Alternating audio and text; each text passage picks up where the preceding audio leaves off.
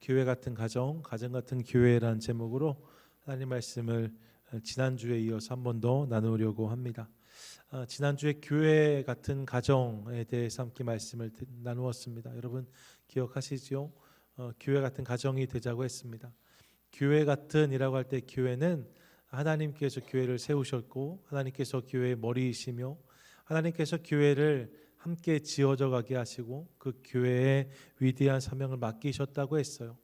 이를 기억하면서 우리 가정도 하나님께서 우리 가정을 지으셨음을 기억하고 주님이 우리 가정의 머리이심을 인정하며 그 하나님 안에서 함께 지어져 가는 수고를 포기하지 않는, 결국 우리 가정을 향한 주님의 뜻이 이루어지는 그런 가정들이 되자고 말씀을 드렸습니다. 여러분 이 말씀을 기억하면 우리 모든 가정들이 그렇게 주님 뜻 가운데 아름답고 건강하게 세워지게 되시기를 주님의 이름으로 간절히 축원드립니다. 아멘, 아멘. 여러분 그런 가정을 우리가 함께 꿈꾸고 싶습니다. 그런데 주중에 어떤 분이 저에게 조심스럽게 말씀하셨어요. 목사님, 교회 같은 가정을 말씀하셨는데 교회 같은 가정이 정말 좋은 가정일까요? 라고 물으셨습니다. 여러분 어떻게 생각하세요? 우리가 경험하는 이 땅의 교회들 안에 다양한 한계와 또 연약함이 존재하잖아요. 그런 모습 우리가 보거든요. 교회를 보면서. 그러니까 그런 교회의 모습을 가정이 닮아간다는 것이 과연 좋은 것일까? 이런 질문이셨던 걸로 이해합니다. 충분히 공감이 가요. 저 역시 이 땅의 교회들이 가지고 있는 또 보여주는 연약함을 보고 또 듣습니다. 저 역시 이 부분에 대한 아쉬움이 있습니다. 여러분 우리 주변의 교회에 대한 이야기들 중에 좋지 못한 이야기들도 있는 게 사실이잖아요. 그러니까 그런 교회를 닮아가는 가정이라면 사실 이게 쉬운 일이 아닌 거죠. 바람직한 게 아닌 거죠. 그러니까 현실의 교회를 생각할 때 교회 같은 가정이라는 말이 주는 부담이 있는 것 사실입니다. 하지만 여러분 교회 같은 가정을 이야기할 때 말씀드리는 교회는 사실 그런 교회가 아니에요. 흠 많고 연약한 이 땅의 교회를 넘어서 하나님이 세우셨고 또 세워가시는 그분이 디자인하신 교회를 말씀드리는 거죠. 지금은 연약해도 주님 안에서 함께 지어져 가므로 언젠가 완성될 그 아름다운 하나님의 교회를 말씀드리는 거예요. 우리가 여기서 경험하는 인간적인 연약함과 부족함을 가지고 있는 교회를 넘어서 하나님께서 그려주신 그 교회를 꿈꾸고 그런 가정이 되자는 거죠. 주님이 머리가 되심으로 그분의 뜻이 이루어지고 그분이 영광을 받으실 아름다운 교회, 여러분 그런 모양 그런 모습으로 우리 모든 가정들이 세워질 수 있기를 간절히 소망합니다. 소망합니다. 아멘. 그리고 여러분 그런 맥락에서 교회 같은 가정을 우리가 세워가기를 원하고 오늘은 동시에 가족 같은 교회에 대해서 함께 생각해 보고 싶습니다. 교회 같은 가정이라고 할 때 마음 한켠에 느꼈던 부담이 있는 것처럼 사실 가정 같은 혹은 가족 같은 교회라고 할 때 말입니다. 이 부분에 대해서도 각자 느끼는 감정이 다를 수 있다는 사실을 압니다. 어떤 분들은 가정이라고 하면 따뜻하고 포근하며 사랑이 넘치는 이미지를 떠올리지만 어떤 분들은 역으로 힘들고 어려운 감정이 올라올 수도 있습니다. 각자가 경험한 가정이 다 다르기 때문이에요. 내가 경험한 가정이 다르기 때문에 가정이란 단어가 주는 뉘앙스가 서로 다른 거죠. 마치 아버지란 단어를 대하면서도 어떤 분들은 자신의 경험에 따라 엄하고 무서운 아버지를 떠올리는가 하면 어떤 분들은 친근하고 사랑 많은 아버지를 떠올리는 것처럼, 그래서 그 기억이 이 단어의 이미지를 정하는 것처럼 가정이란 단어도 각자의 경험 속에 다른 이미지로 규정될 수 있습니다. 그렇다면 오늘 가정 같은 교회에 대해서 함께 생각하기 원하는데 이때 가정은 어떤 가정일까? 이때 가정은요, 교회가 그랬던 것처럼, 지난주에 교회가 그랬던 것처럼 여기에서의 가정 역시 인간적인 연약함으로 인하여서 왜곡되거나 변형된 가정의 모습이 아니라 하나님이 디자인하고 계획하신 가정을 이야기하는 거예요. 이 땅에서 지지고 볶는 가정을 얘기하는 게 아니라 하나님께서 그려주신, 주님께서 보여주신 가정의 모습을 교회가 바라보자, 이 말씀을 드리는 거죠.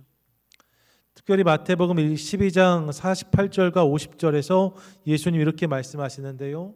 말하던 사람에게 대답하여 이르시되 누가 내 어머니이며 내 동생들이냐 하시고 50절에 누구든지 하늘에 계신 내 아버지의 뜻대로 하는 자가 내 형제요 자매요 어머니이니라 라고 하십니다. 여러분, 이게 무엇에 대한 말씀인가? 교회에 대한 말씀이에요.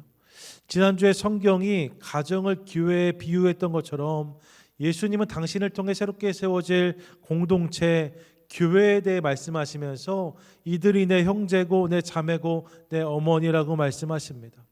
여러분, 교회가 새로운 영적인 가족이라는 거죠. 새로운 의미의 가정이라고 말씀하세요. 그러니까 가정이라는 이미지를 가지고 교회를 이해하는 것은 중요하다라고 할 수 있습니다. 그러면 이상적인 가족, 이상적인 가정은 어떤 모습일까? 가정을 지으신 분이 하나님이시기 때문에 분명히 주님의 가정을 향한 뜻이 있으실 텐데 주님께서 그 가정에 대해서 보여주시는 이미지들이 있는데요. 성경의 여러 본문에서 가정에 대해 말씀하지만 특별히 오늘 몇 장면을 좀 살피면서 가정에 대한 하나님의 디자인을 함께 공유하고 싶습니다. 먼저 오늘 읽을 본문을 보시지요. 오늘 본문은 하나님이 아담과 하와를 지으심으로 저들을 부부 또 가정이 되게 하시는 내용입니다. 이렇게 가정을 만드셨다고 성경이 말씀해요. 여러분, 그렇게 가정을 만드신 이유가 본문을 보시면 아담이 혼자 있는 것이 좋지 못했기 때문이라고 본문은 설명하고 있습니다. 조금 더 이해를 위해서 본문을 나누고 싶은데요. 여러분, 아담을 누가 지으셨어요? 누가요? 예, 하나님이 지으셨죠. 하나님이 아담을 지으셨습니다. 하나님께서 아담을 지으셨어요. 그렇기 때문에 여러분, 아담은 그 자체로도 아름답고 귀한 존재입니다. 하나님께서 인간을 허투루 지으셨을 리가 없잖아요. 당신의 형상을 따라 아름다운 존재로 인간을 지으신 거거든요. 아담도 분명 그 자체만으로도 아름답고 귀한 존재였을 것입니다. 그런데 하나님께서 그 아담을 지어 놓으시고 아담을 보시면서 저가 혼자 지냄이, 독처함이 좋지 않게 보이셨다라고 말씀해요. 그리고 그런 아담을 위해서, 그런 아담의 연약함을 보시고 하와를 지으심으로 그의 삶의 부족함을 채워주셨다라고 성경이 말씀합니다. 그렇게 부부가, 그렇게 가정이 시작되는 거죠. 아담을 위해 하와를 돕는 배필로 주셨다. 말씀드렸지만 돕는 배필이라는 말이 시중을 들거나 허드렛 일을 하는 게 아니에요. 돕는 이란 말이 에제르인데 이게 보다 나은 존재가 그렇지 못한 일을 지원하거나 원조하는 모습이 에제르라고 말씀드렸잖아요. 그러니까 하와를 지어주심으로 아담을 도와주고 살피게 하신 거예요. 이를 통해서 아담이 내 뼈 중에 뼈, 살 중에 살이라고 하와를 고백합니다. 그런 이야기가 가정의 시작에 담겨져 있는 거죠. 이 과정에 주목하고 싶은 것이 무엇이냐면요, 아담이 하와를 요구한 것이 아니었다는 거예요. 아담이 자기에게 무슨 필요가 있어서 하나님 저 하와를 지으셔서 내 부족함을 좀 메꿔주십시오라고 아담이 욕심을 부린 것으로 가정이 시작된 것이 아님을 기억하고 싶습니다. 아담이 하와를 요구한 게 아니에요. 아담의 연약함을 하와를 통해 도우시겠다 하는 하나님의 사랑이 이 부부, 이 가정 관계의 시작이었음을 봅니다. 여러분, 아담이 나에게 뭐가 필요하니까 그 사람을 주십시오라고 욕심낸 것이 아니라 하나님이 아담을 보시고 저 연약함을 채워주시겠다고 하신 그 사랑이 배경이 되어서 가정이 시작되어진 거죠. 여러분, 가정은 욕심이나 이기심, 계산을 기반으로 한 조합이 아니라 섬김과 희생을 통한 연합이 가정의 배경인 것을 깨닫습니다. 저 사람을 통해서 내가 무언가를 채움받겠다라는 욕심이 가정의 시작이 아니라 저의 부족함을 내가 채워줘야겠다 하는 이 사랑이 가정의 시작이라는 거예요. 요즘에 젊은 사람들이 데이팅 앱으로 이렇게 배우자를 찾고 또 실제로 가정도 많이 이루잖아요. 근데 일전에 제가 아는 노총각 형제가 잘 안 되니까요, 데이팅 앱을 통해서 이렇게 하는데 제가 물어봤더니 요즘엔 이것도 다 유료로 한다고 해요. 유료로 결제가 되어서 자기 프로필을 쭉 올리면 돈을 내는 것만큼 그 사람에 대한 정보를 주는 거예요. 그러니까 내가 뭐 5불 내면 이름만 알려주고 10불 내면 뭐 어디 학교 출신인지 좀 더 내면 어느 직장인지 이렇게 점점 알려주면서 뭘 찾는 거예요? 나한테 도움이 될 만한 사람을 찾는 거죠. 그런 식으로 지금 이렇게 교제가 시작되는 것을 보면서 좀 씁쓸했던 기억이 있는데, 여러분 가정은 그렇게 계산하고 따져서 나한테 도움이 되는 사람을 픽하는 것이 아니라 사랑을 기반으로 해서 서로 섬김과 희생을 결단하는 것이 가정의 시작인 것을 기억하고 싶습니다. 여러분, 가정은 사랑 위에 세워지는 공동체입니다. 둘째로 가정을 생각하면 우리가 많이 떠올리는 가정의 모습 중 하나가 누가복음 15장일 수 있는데요. 누가복음 15장은 우리가 잘 아는 탕자 비유가 담겨 있는 본문입니다. 여러분, 집을 나갔던 아들이 돌아와서 회복을 경험한 곳이 가정이었다라고, 아버지의 품이었다라고 성경은 말씀하고 있어요. 저가 가정을 불편해했고 아버지를 불편해해서 떠났지만 결국 여러분 그의 삶이 어디서 회복되는가? 가정을 통해서 회복되는 것을 봅니다. 아버지 품에서 저의 삶이 회복되는 것을 보는 거죠. 가정에 돌아와서 용납과 용서를 경험함으로 저의 삶이 새로워지고 있는 것을 봐요. 여러분, 이를 통해서 우리는 가정이 또 하나의 회복의 장이라는 사실을 깨닫습니다. 우리 가정을 통해서 회복이라는 것을 경험할 수 있는 거죠. 탕자의 이야기만 그런 것이 아닙니다. 고향을 떠났던 야곱도 결국 가정을 통해서 안식을 찾게 되고, 애굽을 탈출했던 모세도 미디안 광야에서 가정을 이루기 시작하면서 위로와 격려를 경험합니다. 하나님이 가정을 통해서 인생으로 하여금 회복을 경험하게 하신다는 거예요. 가정을 통해서 저들을 회복시키시고 다시 그 길을 가게 하시는 거죠. 그러니까 가정은 회복이 경험되는 공동체여야만 합니다. 물론 여러분, 성경에 나오는 모든 가정이 다 그랬던 것은 아니에요. 우리가 경험하는 현실 가정이 그런 것처럼 성경에 나오는 가정 안에도 상처와 아픔이 있습니다. 때로는 그것으로 인해 서로 깨어지고 부서지는 장면을 우리 가운데 보여주기도 합니다. 그런 연약함이 성경에 담겨있는 가족 안에도 있는 것을 봐요. 하지만 그럼에도 하나님이 디자인하신 가정 안에 흐르는 기본적인 정서는 용납, 용서, 위로, 격려입니다. 우리 가정은 맨날 싸우기만 해요. 여러분, 그래도 그 가정에 기본적으로 주신 게 담아두신 하나님이 원하시는 정서는 용서, 용납, 격려, 위로예요. 그걸 통해서 회복되는 공동체로 주님이 가정을 디자인하신 거죠. 그래서 오늘 본문을 보시면 아담과 하와가요 서로 벗었으나 부끄러워하지 않았다라고 기록합니다. 여러분, 서로 이게 충분히 부끄러운 일이 될 수 있지만 부끄러워하지 않았다는 거예요. 그게 가정인 거죠. 서로의 연약함을 감싸 안아주는 공동체. 또 수고하고 무거운 짐진 자들을 당신에게로 부르신 예수님께서 내 아버지 집엔 거할 것이 많다고도 분명히 말씀하십니다. 수고하고 무거운 짐진 자들을 다 불러서 함께 거할 수 있을 만큼 아버지의 집은 넉넉한 것이다라고 말씀하시는 거죠. 하나님께서 원하시는 가정에는 그런 위로와 격려가 있다고 하세요. 그런 위로와 격려의 산실이 가정이 되어야 하는 거죠. 여러분, 우리에게 허락하신 회복의 장이 가정인 것을 기억하시기 바랍니다. 끝으로 성경을 보면 이 가정에 맡기신 사명이 있다는 사실을 깨달아요. 가정에 하나님이 사명을 주셨다. 여러분, 신약에 보면 지상 명령이 등장하잖아요. 땅끝까지 가서 복음을 전파하라, 저들을 제자 삼으라 말씀하세요. 근데 구약에는, 신약에는 교회에 주신 지상 명령이 있다면 구약에는 가정에 주신 지상 명령이 있습니다. 그 말씀이 창세기 1장 28절이라고 할 수 있는데 함께 읽습니다. 시작. 하나님이 그들에게 복을 주시며 하나님이 그들에게 이르시되 생육하고 번성하여 땅에 충만하라, 땅을 정복하라, 바다의 물고기와 하늘의 새와 땅에 움직이는 모든 생물을 다스리라 하시니라. 아멘. 무엇을 알 수 있습니까? 생육하고 번성하는 것, 그것이 가정을 향한 하나님의 뜻인 것을 확인합니다. 하나님께서 가정을 지으시고 이 명령을 주신 거예요. 생육하고 번성하라. 그리고 여러분, 이 명령이 이후에도 거듭해서 주어지고 있는 것을 봅니다. 창세기 9장에 보시면 노아의 홍수 사건 이후에 모든 인류가 다 심판받은 다음에 노아를 통해서 새로운 인류가 시작되는데 그들에게도 같은 말씀을 주세요. 하나님이 노아와 그 아들들에게 복을 주시며 그들에게 이르시되 생육하고 번성하여 땅에 충만하라고 말씀하십니다. 그 노아의 후손들이 다시 패역하게 되었을 때 그 중에 아브라함을 부르셔서 새로운 믿음의 민족을 일으켜 세우시잖아요.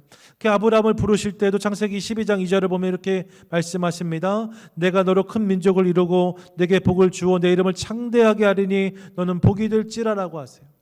내가 큰 민족이 되기를 원한다라고 말씀하십니다.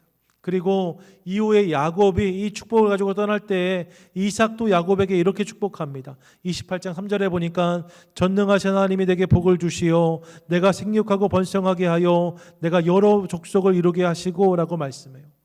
그리고 이스라엘 백성들이 애굽에 들어가서 번성하게 되었고 출애굽하였을 때 출애굽 1장 7절에 이렇게 말씀하는데 이스라엘 자손은 생육하고 불어나 번성하고 매우 강하여 온 땅에 가득하게 되었더라 라고 말씀합니다. 여러분, 이 모든 일들이 가정해 주신 말씀이고 가정에 일어난 일들인 것을 깨닫습니다. 거듭하여서 가정을 향하여 생육하고 번성하라고 말씀하세요. 여러분, 많이 낳고 또 잘 기르라는 거예요. 인구 절벽이라는 이야기 하잖아요. 워낙에 이제 출산하지 않으니까 불과 몇십 년만 지나도 벌써 인구가 절벽처럼 내려가면서 큰 문제를 만나게 될 거다라고 이야기를 하는데 가정을 향한 주님의 뜻이 번성, 생육에 있음을 기억하고 싶습니다. 그리고 성경은 곳곳에서 그렇게 허락된 다음 세대를 가르치라고 또한 말씀하세요. 신명기 31장 19절 말씀인데 같이 읽겠습니다. 시작. 그러므로 이제 너희는 이 노래를 써서 이스라엘 자손들에게 가르쳐 그들의 입으로 부르게 하여 이 노래로 나를 위하여 이스라엘 자손들에게 증거가 되게 하라. 아멘. 하나님의 말씀, 그분의 이야기를 노래로 써서 자손들에게 가르치라는 거예요. 그래서 이를 통해서 하나님을 기억하게 하라고 말씀하십니다. 여호수아서 4장 6절과 7절에서도 이렇게 말씀하는데 함께 읽습니다. 시작. 이것이 너희 중에 표징이 되리라. 후일에 너희의 자손들이 물어 이르되 이 돌들은 무슨 뜻이냐 하거든 이 돌들이 이스라엘 자손에게 영원히 기념이 되리라 하라 하니라. 아멘. 길갈의 돌들을 세우는 것으로 자손들에게 하나님을 증거하라고 말씀하신 거예요. 잠언 22장 6절에서도 이렇게 말씀하는데 마땅히 행할 길을 아이에게 가르치라. 그리하면 늙어도 그것을 떠나지 아니하리라 라고 말씀하십니다. 여러분, 하나님은 가정을 향해서 다음 세대를 풍성히 생산할 뿐만 아니라 이들에게 하나님을 가르치라고 말씀하세요. 이들을 하나님 안에서 양육하라고 말씀하십니다. 이것이 가정에 주신 중요한 사명이라고 분명히 밝히고 계세요. 이 사명을 감당해야 되는 공동체가 가정이라는 거죠. 번성하고 양육하는 일이 가정에서 일어나야 된다라고 주님 말씀하십니다. 이 사명을 가정이 받았다는 거예요. 여기까지를 기억하고 싶습니다. 정리하면 가정에 대한 말씀은 이 외에도 수없이 많지만 오늘 이 세 가지를 좀 기억하고 싶은데요. 첫 번째, 가정은 욕심이나 계산이 아니라 사랑 위에 세워진 공동체라고 성경 말씀하고 있습니다. 두 번째로, 가정을 통해 하나님은 인생을 회복시키신다라고 말씀하세요. 세 번째로, 가정의 번성과 양육이라는 당신의 위대한 사명을 맡겨주셨다라고 성경은 말씀하고 있습니다. 이것이 하나님이 원하시는 가정의 모습이라고 할 수 있어요. 이런 가정을 주님이 원하시고 이렇게 주님이 가정을 디자인하신 거죠. 그렇다면 가정 같은 교회를 생각할 때 또 다른 영적인 가족으로 부름받은 교회에도 이런 모습이 있어야 한다는 사실을 깨닫습니다. 가정 같은 교회, 그러면 그 교회는 어떤 모습으로 세워져야 되는가? 먼저 여러분, 교회는 사랑 위에 세워져야 합니다. 따라 하시죠. 교회는 사랑 위에 세워져야 합니다. 교회는 사랑 위에 세워져야 합니다. 여러분, 이 사실을 깨닫게 되어져요. 교회는 사랑 위에 세워진다는 거예요. 교회는요, 욕심이나 계산이나 이해관계 위에 세워지는 공동체가 아니라 하나님의 사랑 위에 세워지는 공동체인 것을 믿으시기 바랍니다. 아멘. 주님이 나를 사랑하셨기 때문에, 주님이 나를 위해 십자가를 지셨고 내 모든 죄를 감당하실 만큼 나를 사랑해 주셨기 때문에 그 사랑에 감격하고 감사함으로 나도 이제 그렇게 사랑하겠습니다. 결정한 사람들, 결단한 사람들의 공동체가 교회입니다. 교회는 사랑하려고 모이는 거예요. 하나님의 사랑을 받아 그 사랑을 실천하려고 모인 사람들이 교회인 거죠. 그렇게 여러분, 교회의 관심은, 또 성도의 관심은 나의 필요가 아니라 그들의 필요가 되어야 합니다. 그를 통해서 내가 무엇을 얻을까를 넘어서 내가 무엇을 통해서 그를 품어줄까가 우리의 관심이 되어야 돼요. 마치 아담에게 하나님께서 하와를 주셨던 것처럼, 아담이 이것을 욕심으로 요구한 것이 아니라 하나님께서 아담의 연약함을 채워주신 거잖아요. 하와를 통해서 말입니다. 그랬던 것처럼 다른 누군가를 통해서 어떻게 내 필요를 채우고 얻을까, 이것이 우리의 관심이 아니라 나를 통해서 내가 누군가의 필요와 어려움을 어떻게 채워줄까가 우리의 관심이 되어야 된다는 거예요. 이게 가족 같은 교회인 거죠. 존 F 케네디 대통령은 조국이 당신을 위해 무엇을 해줄지 묻지 말고 당신이 조국을 위해 무엇을 할지 물어라 라고 했다고 합니다. 여러분, 교회야말로 정말 그런 공동체가 되어야 한다고 저는 믿어요. 지난 몇 달 동안 몇 번 말씀드렸어요. 교회를 소비하고 교회를 이용하는 것이 아니라 교회를 세우는 사람, 교회를 세우는 성도, 전 저와 여러분 될 수 있기를 소망합니다. 현대 그리스도인들이 교회를 소비하는 일에 열심히 해요. 어떻게 하면 내가 교회를 소비할 수 있을까? 그런데 여러분, 우리의 관심, 주님이 원하시는 우리의 관심은 교회를 소비하는 것을 넘어서 교회를 세우는 데까지 나아가야 된다고 성경은 말씀하고 있습니다. 교회를 잘 소비하는 성도가 아니라 교회를 세우는 성도가 되라고 말씀하시는 거죠.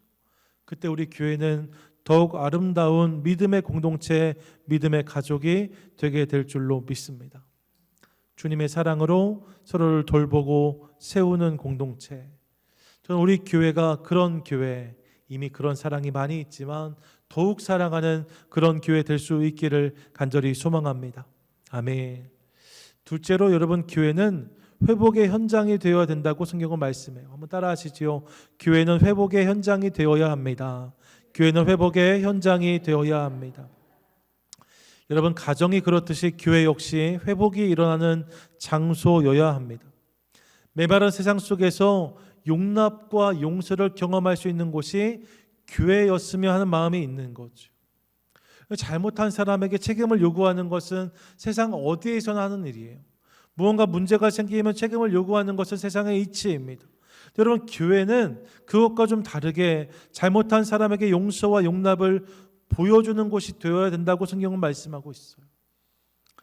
그런 거죠. 세상이 다 책임에 대한 소재를 묻는다면 교회는 잘못한 사람에게 용서와 용납을 보여주는 공동체가 되어야 돼요.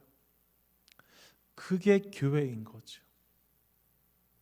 전에 TV를 봤더니 막 큰 사회적인 물의를 일으킨 남편을 데리고 사는 아내분이 인터뷰에 나와서 어떻게 제가 살았냐고 이렇게 물으니까 그래도 가족이잖아요 라고 대답하시더라고요. 여러분, 그 말이 좀 맞다고 생각해요. 가족이잖아요. 그런 거죠. 세상에서는 수용할 수 없는, 세상에선 용납할 수 없는 일들이지만 교회에서는 그것들이 용납되고 용서되어야 되는 거죠. 그것을 통해서 가족됨을 경험해야 되는 거죠. 이렇게 하나님 안에서 가족됨을 경험하고 이 경험을 근거로 하여 회복되어서 다시 달려갈 수 있는 힘과 능력을 경험하는 곳, 이것이 교회여야 한다고 저는 믿습니다. 여러분, 저는 우리 교회가 더욱 그런 교회 될 수 있기를 간절히 소망합니다. 주님의 마음을 품는 것으로 회복되고 회복시키는 공동체가 교회여야 하는 거죠. 이를 위해 여러분, 구체적인 행동도 있어야 돼요. 잘 싸매 주어야 회복될 수 있습니다. 잘 품어 주어야 회복될 수 있습니다. 잘 기다려야 회복을 경험할 수 있습니다. 여러분, 그런 모습들 우리 가운데 있게 되기를 원합니다. 몇 년 전에 크게 감동받았던 사진이 하나 있습니다. 여러분 보세요. 보신 분들 계실 거예요. 전미 대머리 옆에 사진이 아니고 가운데 앉아 있는 분이 누구예요? 조지 부시 대통령이에요. 2013년 7월 그 당시에 89이었던 조지 부시가 머리를 삭발하고 그와 함께한 스태프들과 함께 사진을 찍은 것이 공개되었습니다. 이 사진의 이유는 다 아시는 것처럼 그런 거죠. 이 중에 한 사람이요, 경호원의 아들 패트릭이라는 아이가 있었는데 이 아이가 2살밖에 안 됐는데 큰 치료를 받아야만 했어요. 그래서 머리가 다 빠지고 아주 힘든 시간을 보내게 된 거죠. 그런 아이를 보면서 가슴이 아프고 또 그 아이 때문에 아파하는 아빠를 격려하고 싶었어요. 그래서 부시 대통령과 함께했던 모든 경호원들, 스태프들이 다 같이 머리를 깎은 거죠. 내가 함께 해줄게, 이걸 보여준 거예요. 여러분, 아이에게 왜 머리가 빠졌는지, 앞으로의 치료의 과정은 어떻게 되는 것인지, 또 이후에 건강한 삶을 살려면 또 머리가 나려면 어떻게 해야 되는지 100마디 말을 할 수 있었을지 모릅니다. 하지만 여러분, 그 100마디 말보다 이 한 장면이 준 감동이 그 아이와 그 가정에게 더 컸을 것이라고 저는 믿습니다. 그런 거죠. 함께 해주는 거예요. 함께 해주는 것, 함께 가주는 것, 함께 머물러 주는 것을 통하여서 같은 모습을 취해 줌으로 회복시키는 공동체가 가정인 거예요. 몰라서 못하는 것이 아니고 아는데 안 되는 게 더 많습니다. 실은 인생을 살면서 우리가 그것을 경험해요. 우리가 뭘 못하는 것 중에 몰라서 못하는 거 많지 않습니다. 아는데 안 되는 게 훨씬 많아요. 그러니까 따뜻하게 품고 다독이며 기다려주는 공동체가 가족이 되어야 되는 거죠.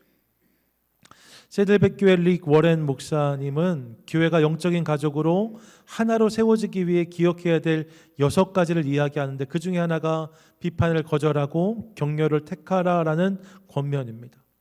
이 워렌 목사님 책에 이런 내용이 등장해요.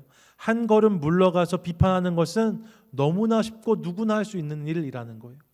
누군가 어떤 일을 할 때 말입니다. 뒤로 조금 물러나서 그 일을 함께 하는 것이 아니라 조금 물러나서 왜 일을 그렇게 하냐, 왜 그렇게 결정하냐, 이렇게 말하는 것은 누구나 할 수 있는 일이에요.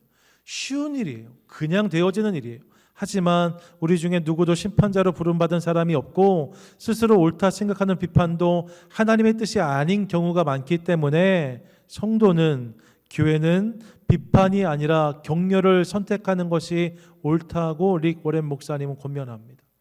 공감해요. 여러분, 비판하는 건 쉬운 일이에요. 실은 어렵게 이야기하는데 라고 말하지만 사실 비판은 쉬운 일이에요. 비판이 아니라 격려가 어려운 거죠. 그렇게 함께 그 일을 감당해 주는 것, 그것을 통해서 공동체는 세워지는 거예요. 여러분 기억하세요. 잔소리가 인생을 변화시키는 것이 아니라 따뜻한 격려가 인생을 변화시킵니다. 자녀들도 그렇잖아요. 100마디의 잔소리가 아이들을 변화시키는 것이 아니라 따뜻한 한마디가 아들의 인생을 변화시켜요.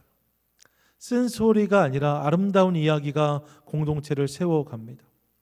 이를 기억하며 용서, 용납, 위로, 격려를 우리 안에 담는 것을 통하여서 회복의 장으로 쓰임받는 가족 같은 공동체, 우리 교회 될 수 있기를 간절히 축복합니다. 아멘. 끝으로 여러분, 교회를 통해 번성과 양육이 일어나야 된다는 사실도 함께 기억하고 싶습니다. 한번 따라하시지요. 교회를 통해 번성과 양육이 일어나야 합니다. 교회를 통해 번성과 양육이 일어나야 합니다. 여러분, 가정에 주신 위대한 사명은 번성과 양육이었다고 성경은 말씀하고 있어요. 그러니까 또 하나의 가족인 교회에도 이 일은 동일하게 일어나야 될 줄로 믿습니다. 교회를 통해서 믿는 자의 수가 많아져야 되고, 교회를 통하여서 믿음의 다음 세대를 일으키는 일들도 있어야 한다는 거예요.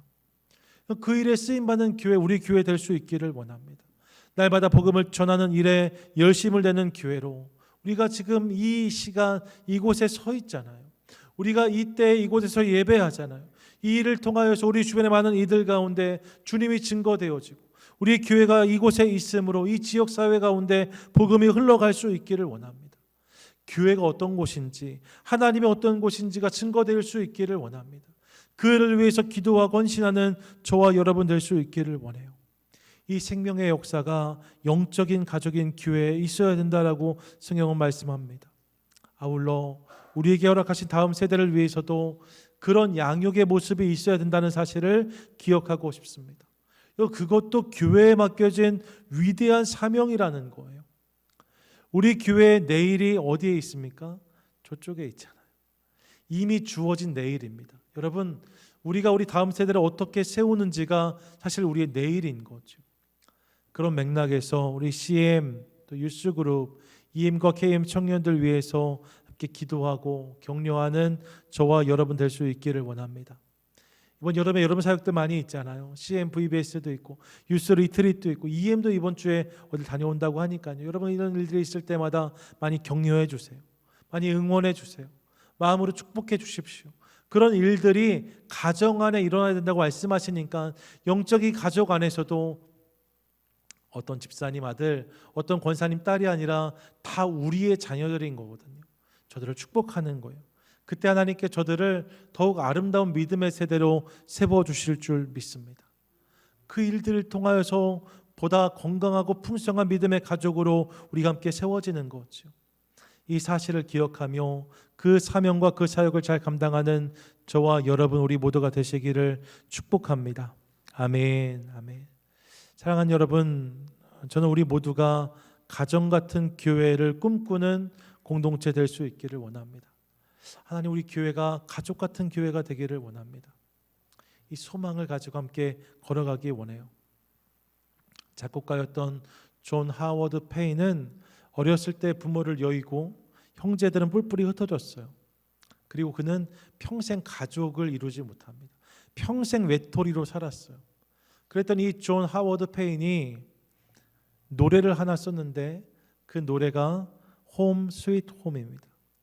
즐거운 곳에서 날 오라 하여도 내 쉴 곳은 작은 집, 내 집뿐이라. 여러분, 아이러니하지요. 평생을 살면서 제가 알기로 12살 때 어머니가 세상을 떠나시고 얼마 안 돼서 아버지도 잃게 되거든요. 아주 어렸을 때 경험했던 가정이 다예요. 평생을 외톨이로 살았어요. 근데 그의 마음 가운데 가정에 대한 그리움과 간절함이 있는 거죠. 그래서 쓴 곡이 이거예요. 홈 스위트 홈. 가정에 대한 고품이 있는 사람은 가정을 더 그리워합니다. 그렇게 생각하면 여러분, 특별히 오늘 우리는 이민자로 살고 있잖아요. 그렇게 우리에게 가족은 더 큰 의미이고 더 큰 가치가 아닐까 싶습니다. 그런 맥락에서 우리 교회가 더욱 그런 공동체 되기를 원해요. 이민자에게 그리운 것 중에 하나가 가족일 수 있잖아요. 물론 온 가족이 다 미국에 오셔서 같이 사시는 분들이야 좀 다른 의미일 수 있겠지만 그렇지 않은 분들도 많이 계시잖아요. 가족 중에 일부가 한국에 계시고 또 우리 가족만 와 있고 이런 경우 얼마든지 있으시잖아요. 가족이 고프거든요. 가정이 그립거든요. 그때 여러분, 교회를 통해서 그 가족됨, 가정됨을 경험할 수 있다면 얼마나 좋을까 생각해 보았습니다. 그러니까 여러분, 교회를 다니려고 하지 마시고 교회가 되어주세요. 여러분, 가족은 되는 거지 가족이 다니는 게 아닙니다. 집에 다니는 사람을 우리는 가족이라고 말하지 않아요. 집을 다니는 사람 뭐라고 말해요? 손님이라고 말합니다. 집에 다녀가는 사람들은 손님이에요. 가족은 되는 거예요. 교회도 마찬가지죠. 여러분, 교회를 다니는 것도 물론 중요하지만 더 중요한 것은 교회가 되는 겁니다. 교회가 될 때에 그 교회됨이 가족됨이 되고 그 가족됨이 우리 가운데 온전히 이루어지기 시작할 때에 우리가 교회를 통해 사랑도 경험하고 회복도 경험하고 사명도 경험하게 될 줄로 믿습니다. 이 사실을 기억하며 더 좋은 가족으로 세워지는 저와 여러분 우리 모두가 되시기를 원합니다. 혹시 말씀을 들으면서 나에게 그런 가족 같은 교회 식구가 누구이지 생각하는 분이 계실 수 있습니다. 가족 같은 교회가 그런 교회라면 나에게는 어떤 사람이 나의 가족이 지금 되어주고 있지? 이런 생각하시는 분 계실지 몰라요. 그런데 여러분, 예수님은 누가 내 이웃입니까? 라는 질문 앞에서 내가 그 이웃이 되어주라고 말씀하십니다.